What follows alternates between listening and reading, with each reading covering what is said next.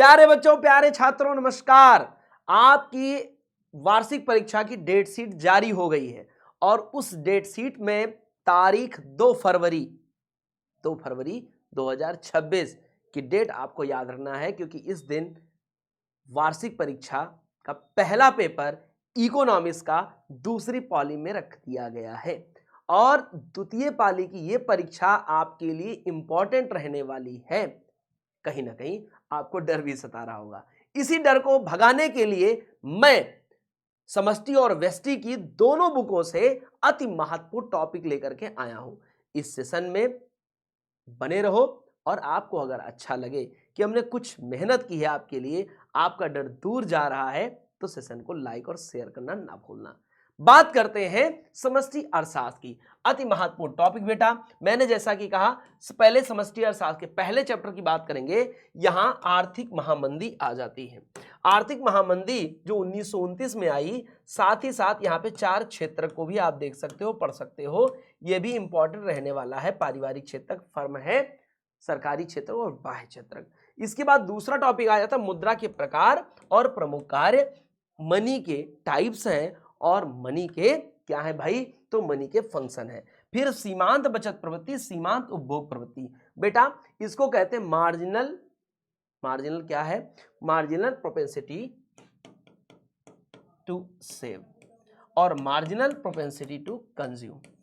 ये दोनों को आपको पढ़ना है, क्योंकि दोनों के रिलेशन, दोनों के संबंध, दोनों के फंक्शन और इस पर आने वाले सवाल भी आपको ऑब्जेक्टिव और सब्जेक्टिव में मिलेंगे।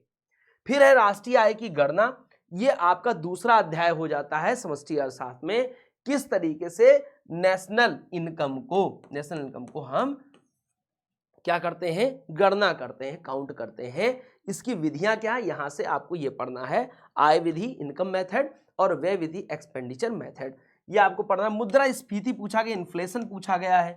इन्फ्लेशन के परिभाषा, इन्फ्लेशन के कारण क्या है और उन कारणों के निवारण क्या है, ये आपको पढ़ना जरूरी हो जाता है। फिर बेटा है भुगतान संतुलन और खाते के प्रकार। मतलब यहां पे है कि भाई बैलेंस ऑफ पेमेंट क्या होता है और इसके कितने प्रकार हैं, कंपोनेंट्स कितने हैं, जिसमें चालू खाता, करेंट अकाउंट, पूंजी खाता, कैपिटल अकाउंट और फाइनेंशियल अकाउंट, वित्तीय खाता या सरकारी खाता होता है। इसे पढ़ना है बेटा।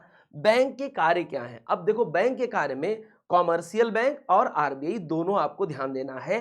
तो कॉमर्शियल बैंक और सेंट्रल बैंक मतलब आरबीआई, दोनों के फंक्शन को पढ़ना है।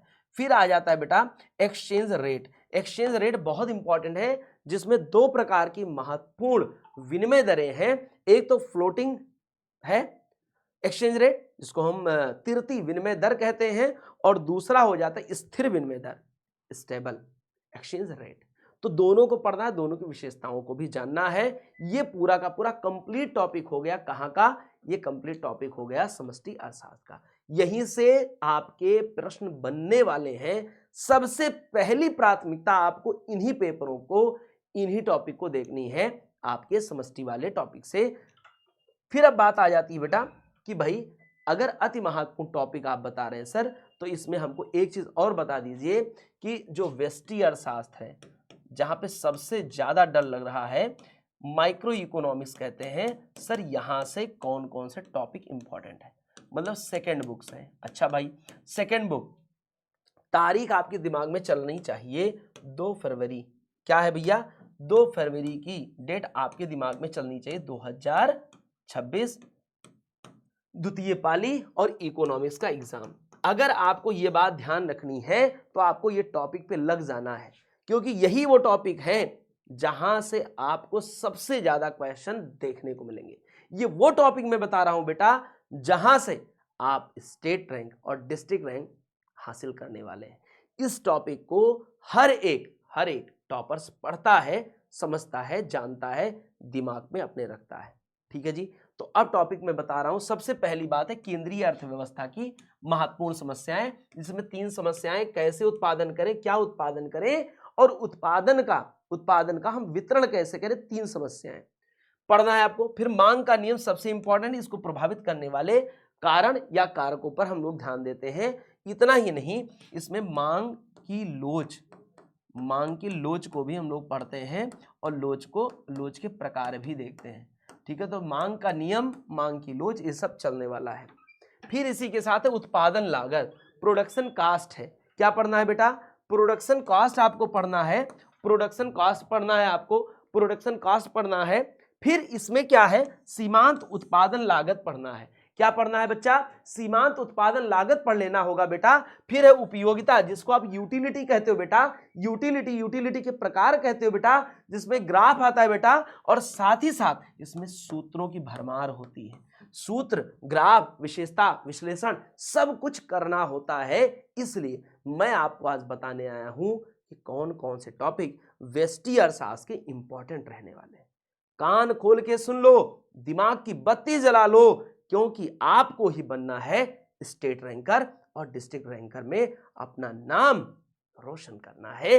ये टॉपिक आपके लिए बहुत इंपॉर्टेंट है। पूर्ति की लोच के प्रकार और पूर्ण प्रतियोगिता, परफेक्ट कंपटीशन मार्केट। क्या कहते हैं भाई? परफेक्ट कंपटीशन मार्केट, पीसीएम कहते हैं, है ना जी।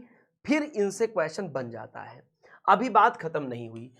प्रोडक्शन पॉसिबिलिटी कर्व, ये पढ़ना है आपको, इसकी मान्यताएं, इसका ग्राफ पढ़ना है। सबसे इंपॉर्टेंट अगर कुछ है तो आपके दिमाग में बत्ती जल जानी चाहिए। 5 स्टार रेटिंग विशाल सर ने कर दी। इसी तरीके आईसी कर्व भी है जो 5 स्टार रेटिंग करके आपके वेदांती सर, आपके विशाल सर बता रहे हैं। उत्पादन उदासीनता वक्र, जिसको कहते हैं तटस्थता वक्र।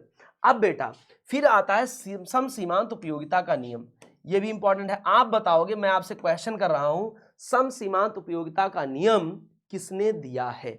और सम सीमांत उपयोगिता का नियम जिसने भी दिया है वो उनका कौन सा नियम है, पहला या दूसरा? ये कमेंट बॉक्स में आप बताओगे, पढ़ना भी है। फिर है गोसेन का प्रथम नियम। फिर एक क्वेश्चन बन गया, गोसेन का प्रथम नियम क्या है? प्लीज इन दोनों क्वेश्चन के आंसर कमेंट बॉक्स में आप बताओगे हमें। एकाधिकार बाजार, लाभ अधिकतमीकरण, इन्हें पढ़ लोगे निश्चित रूप से। मैं कहता हूं ये ऐसे टॉपिक हैं समष्टि और व्यष्टि अर्थशास्त्र के, जिन्हें आपको देख के जाना ही जाना है। आप 2 फरवरी को होने वाले एग्जाम में बहुत अच्छा करके आएंगे। अब आपको किस टॉपिक पे वीडियो चाहिए, किस टॉपिक पे शॉर्ट वीडियो चाहिए, कमेंट बॉक्स में अभी बताओ। बहुत बहुत धन्यवाद। Best of luck.